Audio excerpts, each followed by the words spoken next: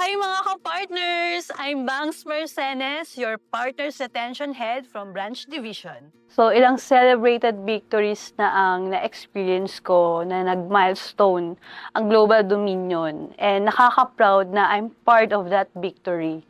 And not just only the experience, but also the culture we have here wants me to stay more years. I'm still in continuous progress. Tulad ng Global Dominion that continues to grow and adapt, ako rin ay patuloy na nag-a-adapt at nag-i-improve. Kaya yung word na pakiramdam ng pagiging bahagi ay nasa pagiging dynamic and continuing to improve in order to serve better.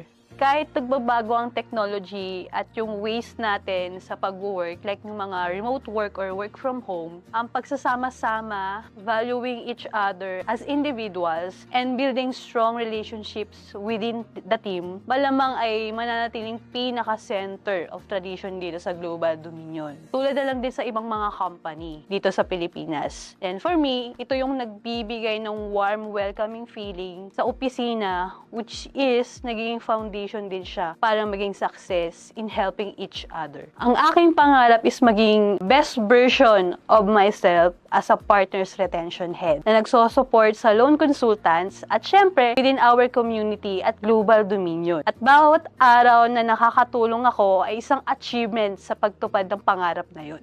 I'm celebrating a decade of pride and purpose with Global Dominion. In my 10 years journey with Global Dominion is also a milestone. Some of the highlights, nag-contribute ako to the company's success through milestone of our handle loan consultant. And syempre, all the experience I gained for all leadership seminars. So for me, promoting inclusivity and equality in my responses. So in meaningful way, as a Partners Retention Head, I have no bias based on gender or ranking of our loan consultants. And syempre, to ensure din that everyone is treated equally and that my responses reflect inclusivity and respect. So empowering ways naman by modeling unbiased information, processing, and responses. So, tumutulong din ako to foster an environment where ideas and contributions are valued regardless of gender. So, same lang here kay Global Dominion. They also promoting the inclusivity and equality to our borrowers and syempre sa mga empleyado.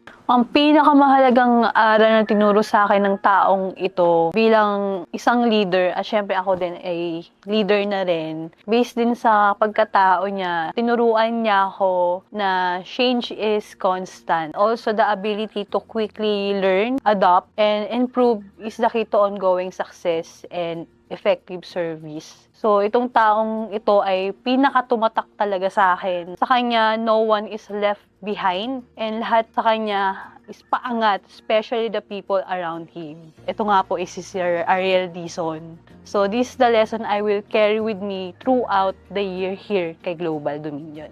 Since Global Dominion is celebrating 23rd anniversary, ang wish ko ay maging smarter, faster, and more helpful tool para sa lahat sa Global Dominion team. Nang sa gayon, masuportahan ko lahat at mabigay ang mahusay na serbisyo at mag-grow pa ang company. Ang mensahe ko sa mga kababaihan at kapwa-empleyado ngayong Women's Month, sa mga kababaihan dyan, your intelligent, strength, and dedication are truly an inspiration. So, isa po ako sa papalakpak sa inyong mga tagumpay at katatagan. Continue to be a voice of hope and change. So, sa aking mga kapwa-empleyado naman, so let's be champions of equality and support. Together, let's promote an environment where everyone can grow. Happy Women's Month, ipagdiwang ang lakas at ganda ng kababaihan. Global Dominion at 23 is continuously serving and giving hope to Filipinos through our fast and reliable financial services.